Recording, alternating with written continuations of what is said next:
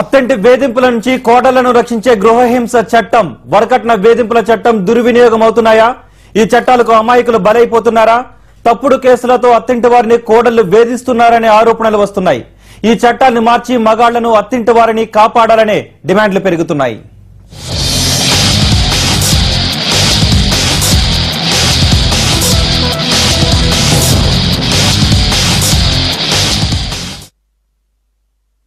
గృహహింస చట్టాన్ని కొందరు మహిళలు తప్పుగా వినియోగించుకుంటున్నారని, అమాయకులపై కేసులు నమోదు చేస్తున్నారని సేవ్ ఇండియన్ ఫ్యామిలీ స్వచ్ఛంద సంస్థ ఆరోపిస్తోంది. గృహహింస చట్టంతో పాటు 498A సెక్షన్ వల్ల బలైపోతున్న అమాయకుల తరపున పోరాడేందుకు హైదరాబాద్ లో ఓ సదస్సు నిర్వహించారు.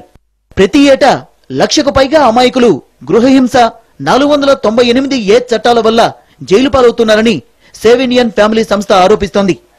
పురుషుల సంక్షేమం కోసం ఓ మంత్రిత్వ శాఖను ఏర్పాటు చేయాలని డిమాండ్ చేస్తున్నారు. ఈ ఫాల్స్ కేసుల వల్ల ఏమవుతుంది అంటే అక్కడ నిజంగా వాళ్ళకు కూడా చెప్పేది ఏంటంటే, ఇప్పుడు ఏకపక్షంగా కాకుండా ఈ చట్టాలన్నీ అందరికి ఈక్వల్ గా ఉంటే అప్పుడు కేసెస్ అనేటివి తగ్గుతాయి.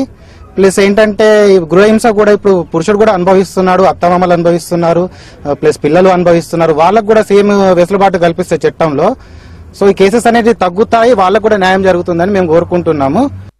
గృహహింస చట్టం వల్ల అమాయకులు బలి కాకుండా చూడాలని సేవ్ ఇండియన్ ఫ్యామిలీ నిర్వాహకులు కోరుతున్నారు. సెక్షన్ 498A చాలా మంది మహిళలు దుర్వినియోగం చేస్తున్నారని, ఈ సెక్షన్ తో భర్త అత్తమామలను వేధిస్తున్నారని, అంతేకాకుండా ఎంతో మంది అమాయకులు ఈ సెక్షన్ వల్ల బలైపోతున్నారని ప్రభుత్వం దీనిపై దృష్టి సారించి ఎక్కడైనా ఈ పద్ధతికి చెక్ పెట్టాల్సిన అవసరం ఎంతైనా ఉందంటున్నారు బాధితులు. కెమెరా పర్సన్ నాగరాజుతో గంగాధర్, TV9 హైదరాబాద్.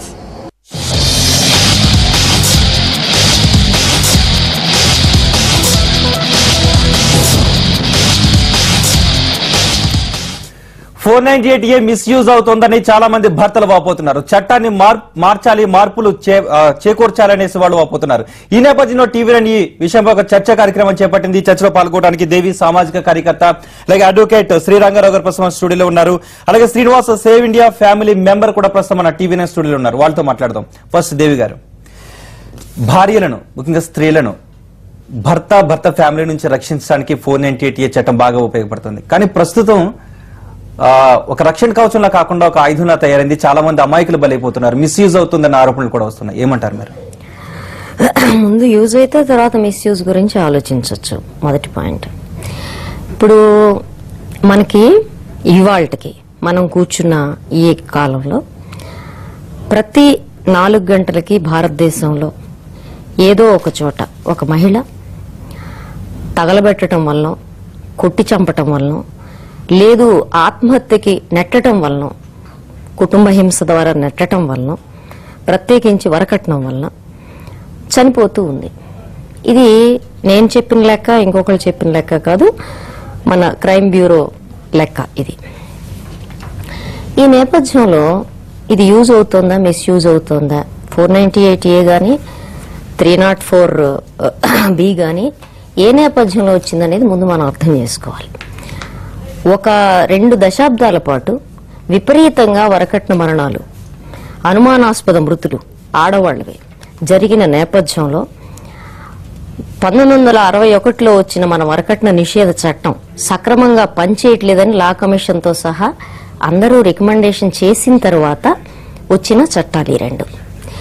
ఇంతవరకు నాకు తెలిసి మొత్తం జరుగుతున్న గృహహింసలో రిపోర్ట్ అవుతున్న శాతం కేవలం 29. ఈ 29% రిపోర్ట్ అవుతున్న దాంట్లో దేవగారు మొత్తం చూసుకున్నట్లయితే 498A ఏ విధంగా ఉపయోగపడుతుందంటారు, ఏ విధంగా అమలు అవుతుందంటారు? 498A అసలు అమలే కావటం లేదు అని నేను అంటున్నా. శ్రీనివాస్ గారు, అంటే మనకి సుప్రీంకోర్టు కూడా కొన్ని జడ్జిమెంట్లు ఇచ్చిందని 2005లో చెప్పింది సుప్రీంకోర్టు. 498 వచ్చేసి లీగల్ టెర్రరిజం అని ఒక ఎక్స్ట్రాక్షన్ టూల్ అని చెప్పడం జరిగింది. అదే నేషనల్ క్రైమ్ రికార్డ్స్ బ్యూరో లెక్కలండి మరి వెబ్సైట్ లో ఉంటాయి, మీరు కూడా చూడొచ్చు. మరి దేవి గారు ఎక్కడ చూసి చెప్పారో నాకు తెలియదు. 98.4% పీపుల్ అక్విట్ అవుతున్నారండి. అంటే దాని యొక్క మిస్యూజ్ రేట్ అనేది కూడా 98.4% రేంజ్ లో ఉంది. ప్రతి 100 మందిలో 98 మంది బాధితులు ఉన్నారండి. అడ్వకేట్ గారు, లాయర్ గారు, మీరేమంటారు? శ్రీరంగారావు గారు, దేని గురించి? చాలా మంది ఎక్కువ మంది విడుదల అవుతున్నారు, కేసు నిలబడట్లేదు. అంటే వీళ్ళందరూ కూడా నిరపరాధులు, కేవలం మిస్యూజ్ వల్లే కేసులు బనాయిస్తున్నారు, కానీ చివరికి వచ్చేసరికి కోర్టులో కేసు నిలబడలేదు అంటున్నారు శ్రీనివాస్ గారు. ఏమరైట్? అంతేనండి. మిస్యూజ్ అవుతున్నటువంటి మాట కూడా వాస్తవమే. అయితే మిస్యూజ్ ఎంతవరకు అవుతున్నది అనేది ఇక్కడ మనము నిగ్గు తేల్చాల్సినటువంటి అవసరం ఉంది. 498A అందులో కొంత మిస్యూజ్ అవుతుంది. ఏంటంటే అత్తమామల్ని, ఆడబిడ్డల్ని, పెళ్ళైనటువంటి ఆడబిడ్డలను కూడా అక్యూజులుగా చేర్చడం వల్ల కొంతవరకు మిస్యూజ్ అవుతున్నటువంటి వాస్తవం. ఎవరైనా అట్లా మిస్యూజ్ చేసినట్టయితే భర్త విడాకులు పొందడానికి కూడా అవకాశం ఉంది. భార్య తనపైన తప్పుడు కేసు వేసినట్టు కోర్టు ద్వారా అక్విటల్ వచ్చిన తర్వాత, కేసు కొట్టివేయబడిన తర్వాత అతను ఆ గ్రౌండ్ కింద డైవోర్స్ పొందడానికి కూడా అవకాశం ఉంది.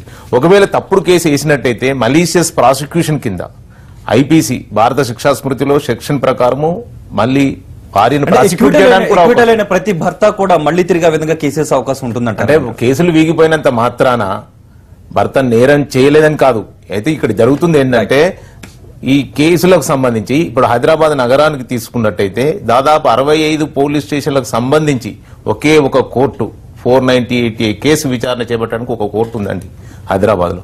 మొన్ననే మళ్ళీ కొంత డివిజన్ చేసి 15th అడిషనల్ సీఎం కొన్ని కేసెస్ ట్రాన్స్ఫర్ చేస్తాను.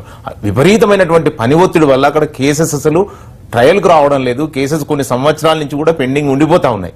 అయితే ఇక్కడ ఏంటంటే నిజంగా ఇప్పుడు రెండు విషయాలండి.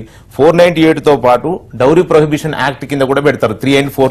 కానీ శ్రీరంగారావు గారు, మొత్తానికి చూసుకున్నట్లయితే చట్టం ఉపయోగం వల్ల మిస్యూజ్ చూసుకున్నట్లయితే ఏది ఎక్కువగా జరుగుతుందంటారు? ఇప్పుడు ఇంతకు ముందే మనం టీవీలో చూసాం, ఇదే టీవీ 9 ఛానల్లో చూసాం.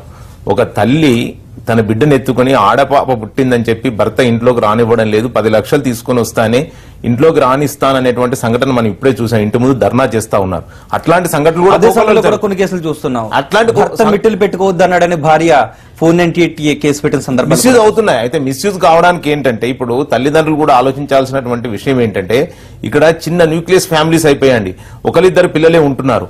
ఇమ్మీడియట్ గా బిడ్డ చెప్పింది తల్లిదండ్రులు వింటున్నారు, కానీ అది ఎంతవరకు నిజానిజాలు ఉన్నాయి, తన బిడ్డ చెప్పింది వాస్తవమా, తన నిజంగా భర్త తనను హింసలు పెట్టాడా లేదా అని తెలుసుకోవడానికి కానీ, మళ్ళీ ఆ సంసారాన్ని కాపాడడానికి కానీ, అంటే ఒక కాంప్రమైజ్ కానీ లేకపోతే నెగోషియేషన్ ద్వారా చిన్న చిన్న అపోహలు వచ్చినప్పుడు ఆ సంసారాన్ని నిలబెట్టడానికి ప్రయత్నం చేయకుండా బిడ్డ చెప్పిందని చెప్పి ఇమ్మీడియట్ గా మహిళా పోలీస్ స్టేషన్ అప్రోచ్ కావడం, లేదంటే అడ్వకేట్ దగ్గరికి అప్రోచ్ అయ్యి కేసెస్ వేయడం వల్ల ఈ విధంగా మిస్యూజ్ అవుతున్నటువంటి వాట కూడా వాస్తవమే. అయితే సేమ్ టైం ఎంతైతే మిస్యూజ్ అవుతుందో అంతకన్నా ఎక్కువ కూడా నిజమైనటువంటి కేసులు ఉన్నాయి. నిందితులకు శిక్ష పడినంత మాత్రాన ఈ మొత్తంగా కూడా మిస్యూజ్ అవుతున్నట్టు నిందితులు విడుదలైనంత మాత్రాన, శిక్ష పడనంత మాత్రాన వాళ్ళు నిరపరాధులని చెప్పలేం అని అదే నేషనల్ క్రైమ్ రికార్డ్ బ్యూరో ఒక స్టాటిస్టిక్స్ కూడా ఇవ్వడం జరిగిందండి.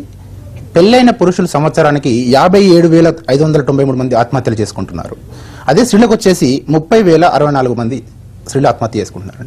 ఈ విధంగా మీరు చూస్తే ఎవరికి గృహహింసకు మీకు అర్థమైపోతుంది. అంటే ఇక్కడ ఖచ్చితంగా పురుషుల దాంట్లో రైతుల ఆత్మహత్యలు, చేనేత కార్మికులు కలిసి ఉన్నాయా అని అడగాలి. ఇక ముఖ్యంగా ఇంకోటి ఉందండి. ఇదే ఇక్కడ మనకి మీడియాలో ఉన్న లేకుంటే పబ్లిక్ లో ఉన్న ఈ విషయం ఏంటంటే, ఒక స్త్రీ చనిపోతే ఖచ్చితంగా అది వరకట్నపు చావు అని, అదే మగవాడు చనిపోతే మేడం గారు అన్నారు, చాలా బాగా చెప్పారు, ఏమనంటే అది ఆర్థిక చావులని లేకుంటే అతనికి అంతు చిక్కని చావులని. ఇవి చాలా తప్పులండి. ఒక మగవాడు చనిపోయినప్పుడు, ఒక ఆడది చనిపోయినప్పుడు ఎలా వరకట్నం చావన్నారు, ఒక మగవాడు చనిపోయినప్పుడు కూడా తప్పకుండా. ఏమంటే ఒకటి నేను చెప్పడం కాదు, విమెన్స్ కమిషన్ చాలా స్పష్టమైన రికమెండేషన్స్ ఇచ్చిన మీదటనే ఈ రెండు చాలక డొమెస్టిక్ వైలెన్స్ యాక్ట్ కూడా వచ్చింది. ఎందుకు వచ్చింది అంటే సుప్రీంకోర్టు జడ్జిమెంట్ తో సహా కింది స్థాయి జడ్జిమెంట్స్ అన్నిట్లో ఇవాళ కాదు, అది 98% కరెక్ట్. ఈ 98% ఎందుకు వచ్చింది? ఇన్వెస్టిగేషన్ ఎఫ్ఐఆర్ దాఖలు చేయటం దగ్గర నుంచి కోర్టుకు వెళ్లటం వరకు ప్రతి ఒక్కళ్ళకి అది స్ట్రగుల్. ఎవరో ఒకళ్ళు వెనకాల లేకపోతే ఒక సుదీర్ఘకాలం పాటు న్యాయ పోరాటం సాగించే పరిస్థితి ఈ వైలెన్స్ కు గురైన ఆడవాళ్ళు ఎవరికీ లేదు, వేరేజ్ మగవాళ్లకు ఉంది. అందువల్ల వాళ్ళు 98% మంది వస్తున్నారు. ఈ విషయంలో సుప్రీంకోర్టు చాలా స్పష్టంగా పోలీసులు ఇన్వెస్టిగేషన్ సరిగ్గా జరపట్లేదని మందలించిన సందర్భాలు వాస్తవం. మేడం చెప్పింది 100% వాస్తవం. ఇప్పుడు గృహహింస గానీ 498 కేసెస్ గానీ భర్త ఇంట్లో జరుగుతాయండి. భర్త గాని భర్త బంధువులు గాని ఆ భార్యని హింస పెట్టినట్టయితే, శారీరకంగా మానసికంగా హింస పెట్టినట్టయితే 498 కేసు అవుతుంది. అయితే ఇది ఎక్కడ జరుగుతుంది? భర్త ఇంట్లో కానీ అత్తమామలతో భర్త కలిసినప్పుడు కానీ ఆ ఇంట్లో జరుగుతుంది. ఇక్కడ పోలీసు వాళ్ళు ఇన్వెస్టిగేషన్ చేసేటప్పుడు ఎక్కడ ఇన్వెస్టిగేషన్ చేయాలి? భర్త ఇంటి దగ్గర చుట్టుపక్కల వాళ్ళని వివరాలు సేకరించాలి. అట్లా చేయడం లేదు. అంటే ఆమె ఎవరైతే కంప్లైంట్ లాడ్జ్ చేస్తుందో కంప్లైంట్ తల్లిదండ్రుల్ని, కంప్లైంట్ అన్నదమ్ముల్ని, వాళ్ళంతా కూడా ఇంట్రెస్టెడ్ విట్నెసెస్ అవుతారు. కాబట్టి ఎక్కడైతే అఫెన్స్ నేరం జరిగిందో అక్కడ విచారణ చేపట్టడం లేదు. కాబట్టి ఎవరు సాక్షులు, పోలీసు వాళ్ళు ఏం చెప్తారు, ఎవరు సాక్షులు ముందుకు రాలేదు, ఏం జరిగిందనే దానికి డైరెక్ట్ ఎవిడెన్స్ ఉండే అవకాశం ఉంది. చుట్టుపక్కల వాళ్ళు ఎక్స్ట్రీమ్ కేసెస్ లో ఎక్కడైతే చాలా ఫ్యాక్ట్స్ కూడా ప్రూవ్ అయినాయో, ఎక్స్ట్రీమ్ బర్నింగ్స్ తో హాస్పిటల్ కూడా తీసుకెళ్లని కేసుల్లో కూడా ఇన్వెస్టిగేషన్ చెయ్యని సందర్భాల్లో సుప్రీం కోర్టు చివాట్లు పెట్టింది పోలీసులు హోల్సేల్ గా. ఒకటి. రెండో శ్రీనివాస్ అంశం వీటిలో నేను రెండో completely అంశం oppose చేస్తాను. రెండో ఎందుకంటే అంశం ఏంటంటే ఎవరు అపోజ్ పెళ్లి అయిన చేశారనేది తర్వాత కాదు, భార్య సుప్రీం కోర్టు జడ్జెస్ కి సంబంధించిన కామెంట్ విమెన్స్ కమిషన్ చేసింది ఏమిటంటే, ఈ మధ్య సుప్రీం కోర్టు తన జడ్జిమెంట్ లో తనే చెప్పింది ఏమనంటే, చట్టాలు బయాసిడ్ గా ఉన్నాయి, మీరు లింగ వివక్షత లేని, కుల మత ప్రాంతీయ లింగ వివక్షత లేని సమాన హక్కులు ఇచ్చిన నేపథ్యంలో భారతీయ చట్టాలు స్త్రీల పట్ల ప్యాట్రియార్కిల్ యాటిట్యూడ్ తో ఉన్నాయని సుప్రీంకోర్టే వ్యాఖ్యానించింది. అదే సందర్భంలో ఒక్కొక్క కేసులో ఒక్కొక్క వ్యాఖ్యానం ఉంది. అదే సందర్భంలో నేను చెప్పదలుచుకుంది ఏంటంటే, అదే సుప్రీంకోర్టు జడ్జెస్ చాలా స్పష్టంగా సుప్రీంకోర్టు, ఢిల్లీ హైకోర్టులో వచ్చిన జడ్జిమెంట్స్ కి వ్యతిరేకంగా మొత్తం మహిళా సంఘాలు బీభత్సమైన యుద్ధం చేయాల్సి వచ్చింది బాంబే హైకోర్టు ఇలాంటి కేసెస్ లో. ఎందుకంటే క్లియర్ కట్ ఎవిడెన్స్ ఉన్న చోట్ల కూడా న్యాయమూర్తులు వాళ్ళ ప్యాట్రియార్కిల్ యాటిట్యూడ్స్ తో, మనం ఎవరో మనకు సమాజం నుంచి వచ్చిన భావజాలానికి భిన్నంగా ఉండం, ఆ ప్యాట్రియార్కిల్ యాటిట్యూడ్స్ తో బయాసిడ్ ఇచ్చిన సందర్భాల్లో ఇలాంటి కామెంట్స్ తప్పు అని సుప్రీంకోర్టు జడ్జెస్ మీద కూడా ముజ్జమించాల్సిన పరిస్థితి మహిళా సంఘాలకు ఏర్పడింది.